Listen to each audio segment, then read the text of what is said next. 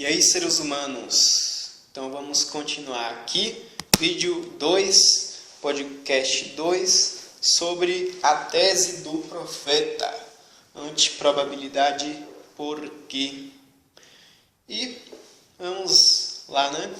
Seria essa parte aqui, seria uma consequência de não ter a construção mental, uma das coisas que ele vai tratar neste vídeo dentro do vídeo, vamos dizer assim, que vai ser tratado agora, né? Não vou querer fazer vídeos muito grandes, não. O último ele teve cerca de 20 minutos, se eu não editei ele.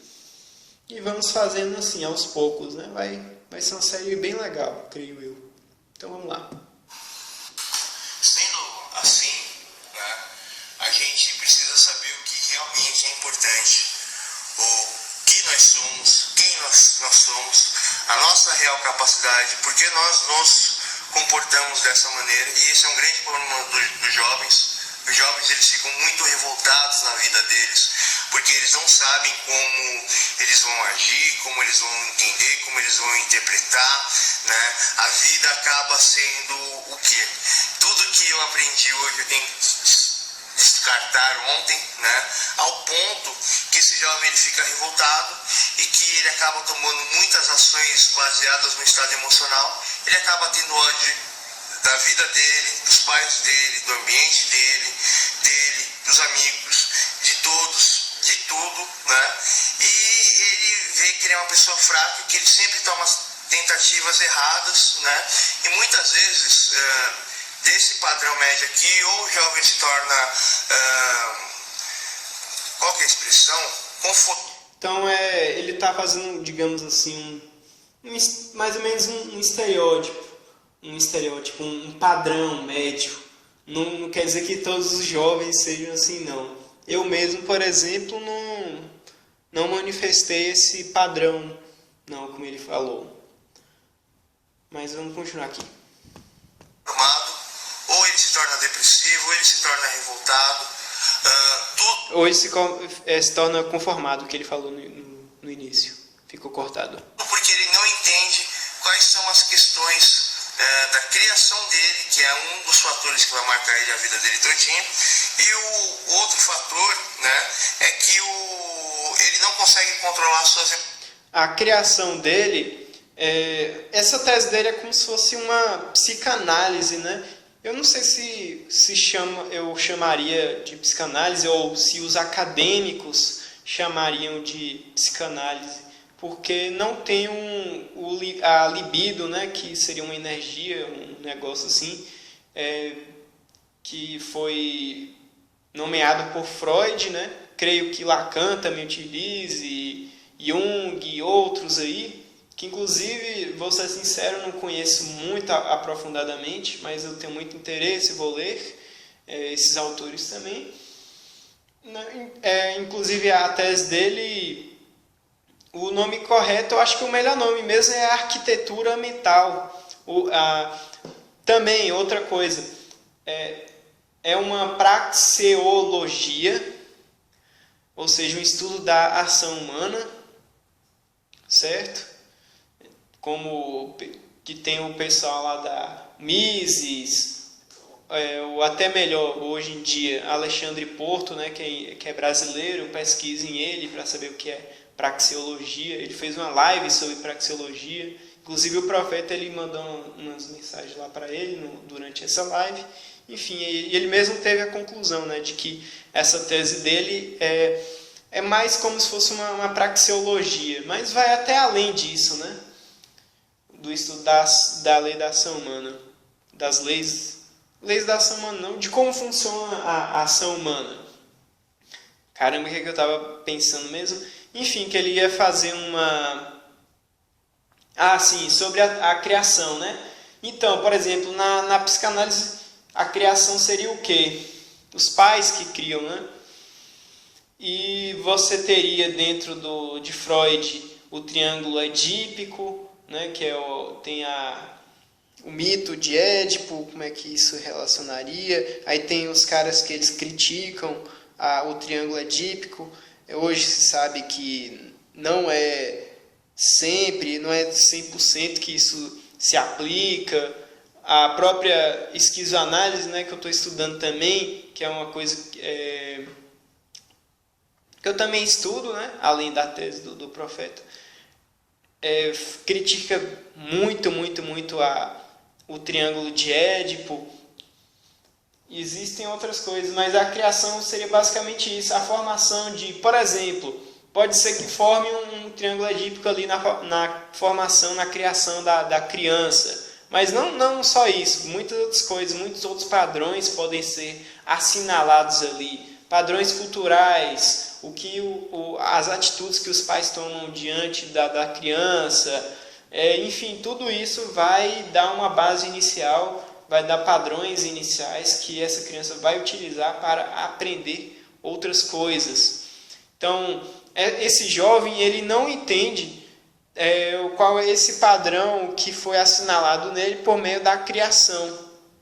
Né? Mesmo que ele leia assim, eu conheço um pouco de Freud, triângulo de Édipo, talvez tenha até um elemento disso na criação, na formação, da estruturação da mente dele, mas isso aí fica até muito vago, né? Mesmo que ele saiba disso, não é um conhecimento completo dos padrões do que ocorreu para formatar a mente dele inicialmente. Né? E por não compreender isso, fica uma confusão. Isso vai determinar o subconsciente do indivíduo. Falei demais aqui, mas vamos continuar aqui. Emoções, então ele começa a se tornar uma pessoa autopunitiva e às vezes acaba punindo os outros e não sabe o que é a vida, o que é o prazer da vida. O prazer da vida, gente, é você ter tudo resolvido no seu dia a dia e você agraciar esses momentos, né? Mas isso daqui já entra na discussão da perfeição. Mas se todas as pessoas soubessem tudo, entendessem tudo, fossem tudo, estivessem preparados para tudo, todas as pessoas tivessem uma construção mental em primeiro lugar. Então, você compreendendo, por exemplo, essas questões aí da formação do indivíduo e todos os padrões mentais que te constituem, né? Aquele famoso conheça-te a ti mesmo, mas realmente conhecer a si mesmo profundamente, os padrões do seu subconsciente, como é que funciona, a sua assinatura mental, como ele vai falar depois, que é um termo dele. E tudo isso, e você resolvendo tudo isso, essa seria a perfeição que ele fala aí. E aí você tem uma construção mental em primeiro lugar para poder lidar com tudo. Porque se você não tem uma construção correta, se você está capenga aí sua parte mental, sua saúde mental, aí você não vai saber lidar certo com as coisas. Pode até ter uma noção de como lidar com as coisas, mas vão ter coisas dentro de você que vão impedir de você agir da forma como você queria. Você vai ter impulsos, vai ter emoções, vai ter medos que vão te atrapalhar. Por isso que é essencial, muito necessário que se resolva essas questões internas primeiro. E essa tese ela ajuda muito a isso. Né? É muito necessário meditações e tal, e conseguindo alcançar essa resolução desses problemas internos, digamos assim, você compreendendo e sabendo manipular a sua mente, você vai atingir esse estado de perfeição, né? Que é um tópico até futuro. Estou até adiantando um pouco aqui, mas é bom dizer como é que é mais ou menos a sequência, o que vai ser apresentado em detalhes posteriormente aqui. Então vamos lá. Absoluta, e com uma tentativa de criar um universo onde que ele estaria preparado para outra pessoa, e essa pessoa tivesse uma preparação mental e intelectual a cada momento da vida do seu filho, esse mundo já seria perfeito. Mas infelizmente... Então, se os pais soubessem, né, de toda essa construção mental e tudo mais que constitui a mente, a psique e tal, na hora de fazer a formação, de educar os seus filhos desde o início, ele saberia como lidar com o filho de forma que construísse a mente dele de uma forma forte, que soubesse lidar. A perfeição seria programada na mente da pessoa, digamos assim, desde o início, desde quando a pessoa é criança. E se houvesse assim, a sociedade já seria perfeita. A perfeição da sociedade começa com a perfeição dos indivíduos. Essa é a ideia, no básico. A nossa criação e educação é muito egoísta. Então, a minha tese, ela tenta conversar com vocês, a vocês se libertarem dessa assinatura, se libertarem desse subconsciente marcado pelos problemas. E muitas das vezes, muitos jovens perguntam qual é o sentido da vida, porque antes a vida era turbulenta e cheia de coisas para marcar esses jovens. Depois ele já está chegando na vida adulta, ele mora só, a vida dele é um pouco vazia e reclusa, ele fica muito cansado porque ele tenta buscar a solução do seu objetivo, que é uma demasia, ele se afasta e aí começa a perceber que cada pessoa diz uma coisa, mas todas essas coisas são conflitantes, vão uma contra as outras e não fazem sentido, né? Então, dessa razão, esses jovens ou essas crianças e tal acabam entrando em um vazio existencial, em um relativismo existencial. É a visão relativista de tudo, né? Acabam se tornando pessoas que têm dificuldade para conversar com as outras pessoas, ou talvez pessoas que ficam muito isoladas, ou pessoas que se tornam extremamente materialistas, ou pessoas problemáticas dentro do seu relativismo, né? Acabam gerando a humanidade ultra divergente, aonde que simplesmente uma conversa poderia mudar você, mudar todas as pessoas, em um exercício a entender quem realmente você é, para conseguir entender o que realmente está à sua volta e as pessoas, e compreender que a sua mente é capaz de acompanhar essa realidade, a moldar essa realidade em uma coisa muito maior, né? É muito interessante isso que ele acabou de falar, né? Basicamente, em resumo, conhecer a si mesmo realmente, profundamente, fazer um conhecimento de si real, e aí você, com isso, automaticamente vai compreender a realidade ao redor, vai estar preparado para isso de forma verdadeira, vamos falar desse modo, e aí você vai saber que você vai conseguir acompanhar a realidade. Então, o que significa isso? Ele vai falar que os seres humanos eles estão com a mente defasada, ou seja, eles estão lidando com coisas acontecidas com elas e que não, impedem elas de estarem prestando atenção no momento de agora. Então, sempre informações elas vão perder, sempre vão estar defasadas, e isso vai aumentar a taxa de erro, né, nas ações das pessoas, e vai acumulando erro e vai gerando todo o caos social. Esse é um dos fatores de todo o caos social atual. Rimou até. Porque os seres humanos eles estão presos dentro da sua divergência relativista problemática, aonde que isso cria uma personalidade, um padrão comportamental, uma assinatura mental, aonde que isso possa fazer muito mal a você e todas as pessoas à sua volta. E a minha tese, ela explica, né? E também eu preciso deixar essa tese aqui 1.0, talvez eu consiga, de uma forma onde que treine você a ter força a lidar com todos os problemas e todas as assinaturas comportamentais da vida, né?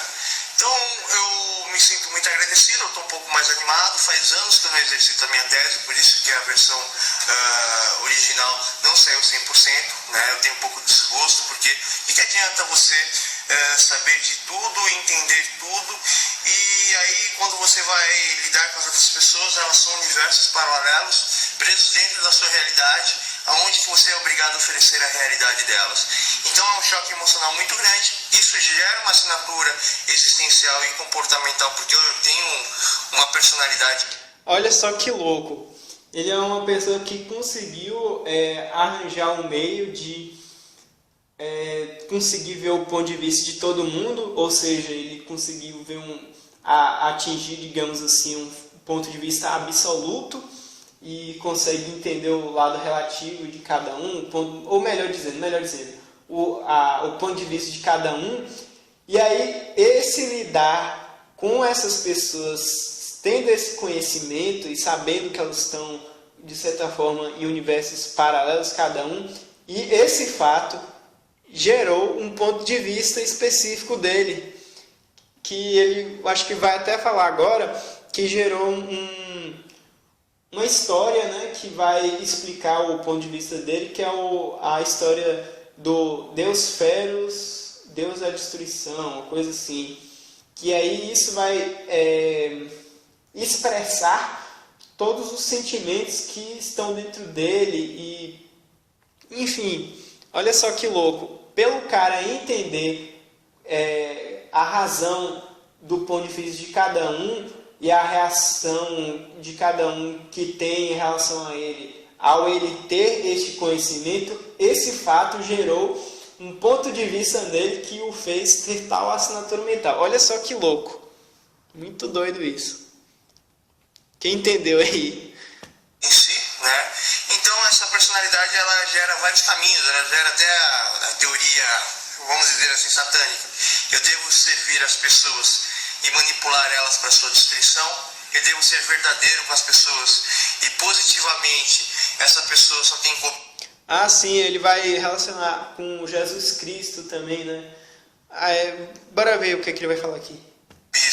Eu devo me transformar em um monstro onde essa pessoa vai medir força até me destruir ou eu destruir a pessoa, né?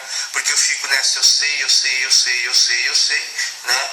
Que basicamente criou a parábola Cegos e o Deus da Destruição, né? Um homem que anda pelo ermo vagando, né? Aonde que ele tem ossos para comer e terra para beber, né? De tanta, como fala, falta de resposta, né, da sua própria sociedade que ele vive, né? E essa questão, ou as outras questões, né, que eu posso até falar aqui, que seriam sobre o quê? Aí, como posso dizer para você, você se sente uma pessoa vazia, uma pessoa usada, onde que você não tem resposta, e que a única verdade que você tem é o quê? Ou você se torna como fala, ou um autodestruidor, ou um destruidor das pessoas. Aí, ó, pelas pessoas elas não conseguirem responder a ele devidamente, porque elas estão meio que presas em universos paralelos, e mesmo ele tentando falar, não, cara, você funciona assim, olha a realidade do seu mundo, ou pelo menos de parte do seu mundo aqui, e as pessoas rejeitam, aí ele sente um vazio existencial, aí ele fala assim, ou eu destruo as pessoas, ou eu ajudo elas e tal, e essa própria realidade vai gerar uma assinatura mental nele, olha só. Né? Você simplesmente assimila as pessoas e joga a verdade dela na face delas, ou você tenta ser uma pessoa mais equilibrada e tenta viver a vida, mas você nunca vai viver a sua vida de forma plena. São questões geradas pelo ponto de vista, né? E o ponto de vista faz com que você tome atitudes na sua vida. Então, quanto maior é o ponto de vista, quanto maior são os seus objetivos, a sua capacidade analítica, melhor. Mas isso daqui queria até o teorema Jesus Cristo, né? Jesus Cristo Por que ele fala isso? Porque Jesus Cristo também conhecia a alma das pessoas, né?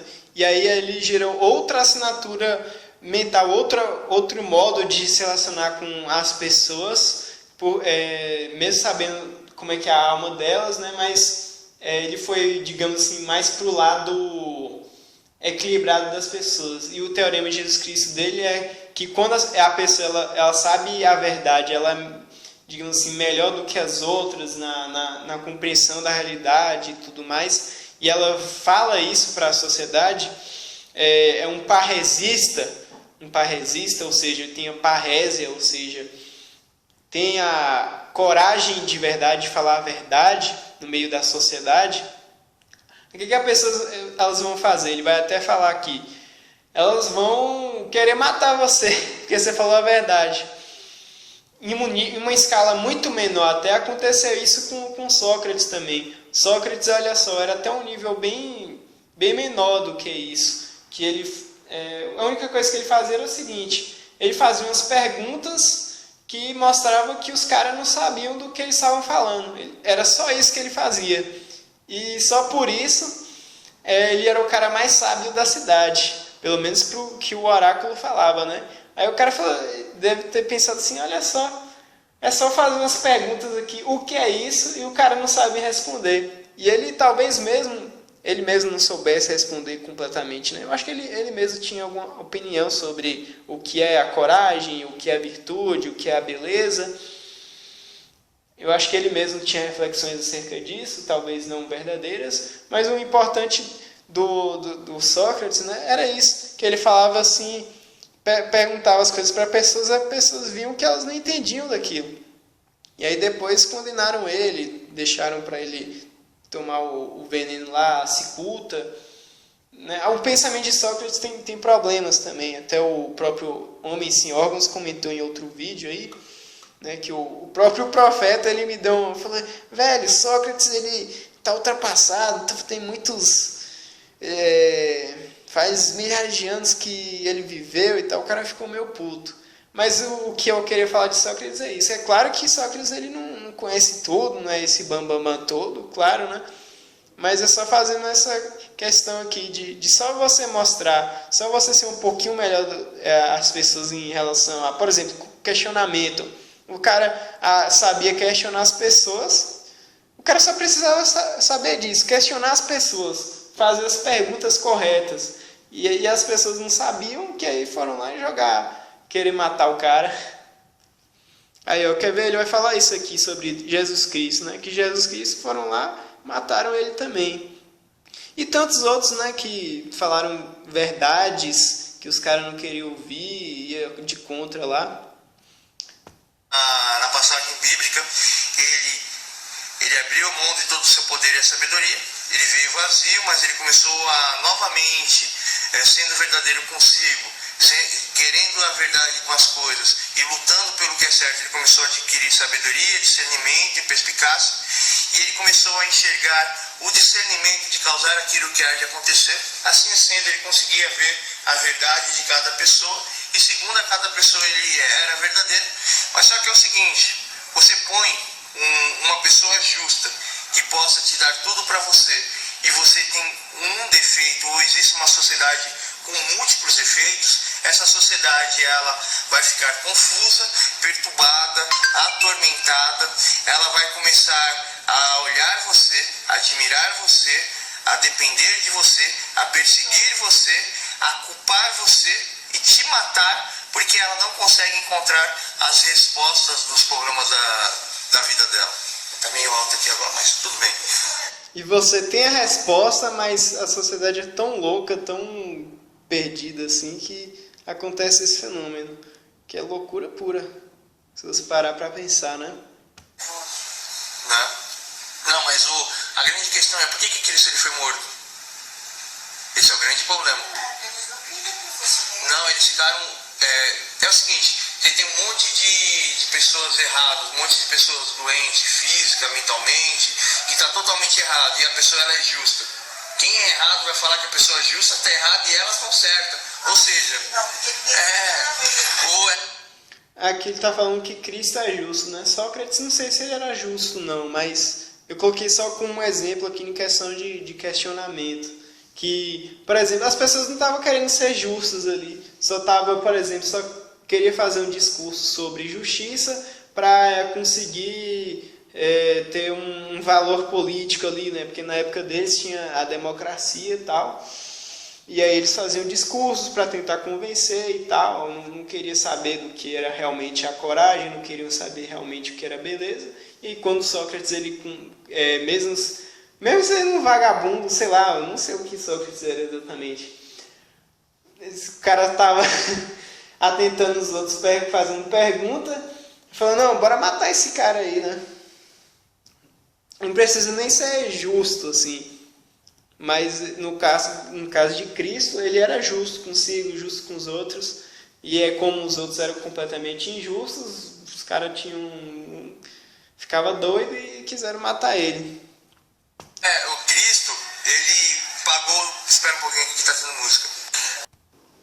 Usando a teoria de Jesus Cristo, a partir do momento que você põe um ser diferente das outras pessoas e que ele possa ser perfeito ou melhor que as outras pessoas, e essas pessoas são erradas, elas vão achar que essa pessoa está destruindo elas e que vai destruir tudo que elas têm, e elas não têm uma forma de abrir mão dos seus erros.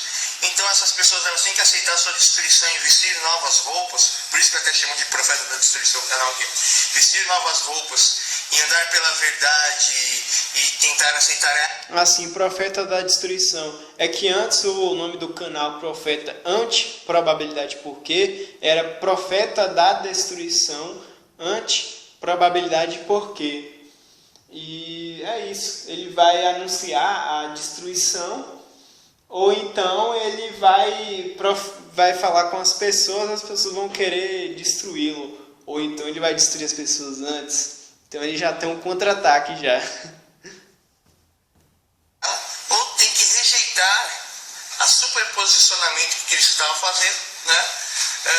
E ser corretas, ou tentar destruir o superposicionamento e dizer que ele é culpado. O meu canal aqui é uma tentativa da explicação da teoria da existência e da vida sobre todos os assuntos.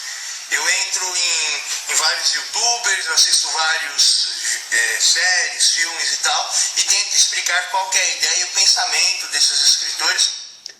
Então, vejam o canal também, Filósofo da Multiplicação Infinita. Você vai ver lá vários vídeos, ele comentando vários, por exemplo, Naruto, que ele tá assistindo, eu acho que está assistindo ou estava ultimamente, vários filmes. Ele conta qual é a essência, digamos assim, do filme. Ele vai fazer uma interpretação, uma análise de filmes, e é bem interessante, é bem legal, galera. E tenta argumentar qual que é a função ideológica, filosófica, humana e tal, e não sei o quê. E a minha tese em si, ela é uma tentativa de explicar a vocês o que é a vida, como causar a vida, como ser a vida, como entender a vida e como merecer a vida em todo grau, número e gênero, né? Por isso que eu acho que é até muito além do que uma psicanálise e tudo, porque causar a vida é uma coisa muito além, né, do que uma praxeologia, uma psicanálise, uma filosofia de vida. Pode incluir isso também, enfim, não importa, mas é isso daí. É uma teoria de algo completamente novo, né? Uma nova ciência, quem sabe. Ou algo que está para além das ciências.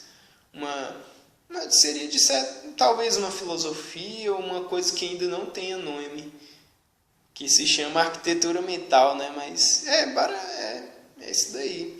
Não, na verdade é aquele nome lá que ele disse no início, né? Tabela, tal, que inclui tudo isso daí, né? Eu me sinto até chateado, porque, eu tenho que conversar com vocês, não de forma ideológica, não pelos princípios do meu povo, da minha cultura, né, que a minha mãe passou para mim.